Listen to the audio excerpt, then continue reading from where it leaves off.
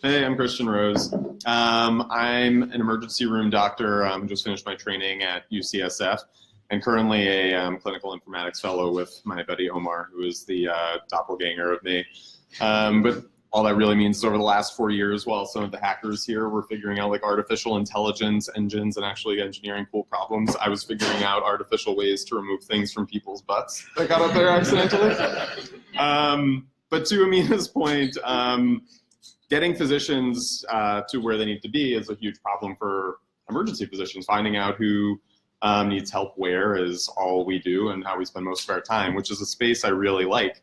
So I have a background in informatics. In medical school, I was doing decision support engines and big data. And you begin to realize that like the bigger the data, the more you start adding, the less impactful a lot of these interventions become, mostly because the data isn't shared from one institution to the other, or patients are worried that their information is going to be not cryptographically secured and so don't want to enroll in studies and things that could actually benefit a lot of other people. And generally, as an emergency room doctor, I am very pessimistic about everything. I just assume the worst, and then if you don't die, I'm like, I won, today was the best.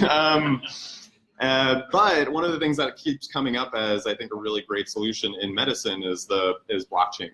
I think most people tend to think of Bitcoin and obviously financial systems, but when you talk about the major concerns for lots of studies that I've worked on, cryptographic security, easy interchange, and an immutable ledger is a major solution. One of those is then like getting doctors where they need to be. And so like the primary use case of this for me was that it takes about 6 months for me as a doctor to get to go work where I want to work. So I like referred Omar over to a hospital, and it takes 6 months on average and $5,000 for a doctor to get a job where they need, because people need to check all of your verifications, make sure you are who you say you are.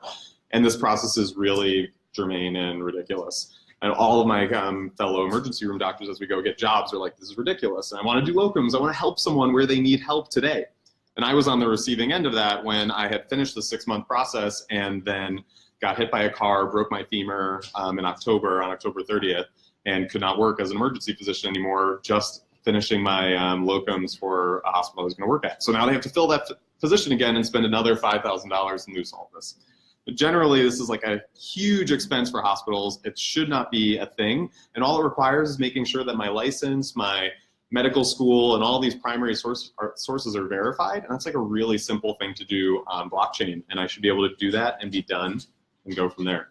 So one of my fellow residents and I co-founded a company that we're working with and going through some startup stuff at UCSF, but finding blockchain engineers and people that actually know what they're talking about in this current like snake oil market of trying to make $1 off of an ICO is a little difficult. And so we're looking for teammates who would be interested in helping physicians be able to say they are who they are and create the network of trust that allows doctors to work where they need to be.